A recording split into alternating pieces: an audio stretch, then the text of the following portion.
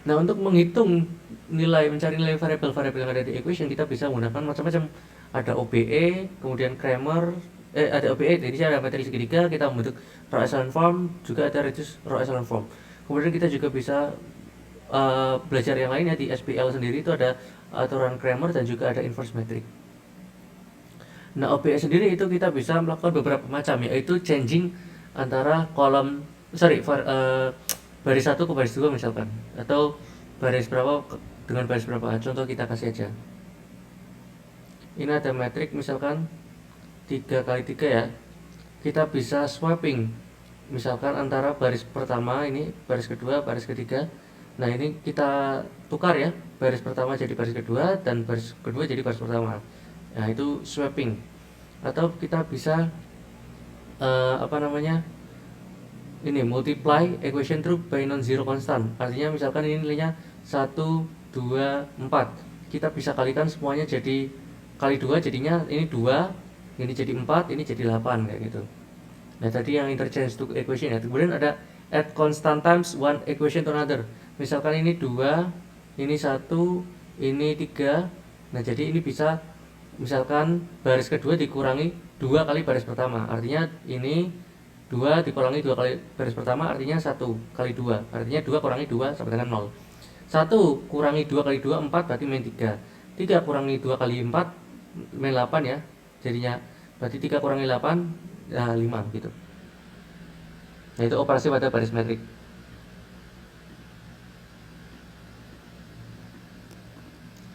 Nah, ini ya tadi ya, kita dari persamaan, kemudian kita bisa tuliskan persamaannya, kemudian kita bisa lakukan operasi baris metrik. Nah, kemudian untuk garisnya ini adalah pemisah antara konstan dan juga yang koefisien. Tapi kalau dihilangkan juga nggak apa-apa sih, kalian ingatkan pastinya yang dipalingkan itu adalah suatu konstan. Nah, ini contohnya operasi baris metrik ya. Pertama, nah ini tujuannya untuk membuat segitiga atas gini. Jadi yang di bawah ini 0, 0, 0 kan. Nah, ini adalah diagonal utama, yang ada nilainya itu di atas diagonal utamanya. Yang di bawah diagonal utama ini, yang garis ini namanya diagonal utama ya. Ini diagonal utama, ini diagonal utama.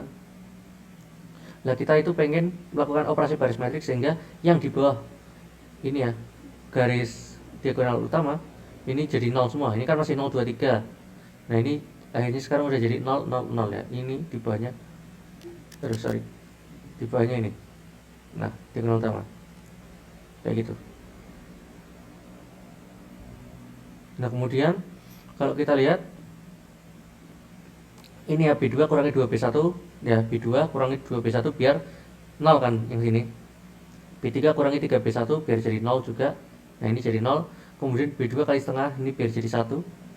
Kemudian B3 kurangi 3B2, ini biar jadi 0. Nah, kemudian selesai. Oh ya, sebenarnya lebih bagus kalau misalkan kita jadikan min setengah ini jadi 1 juga ya.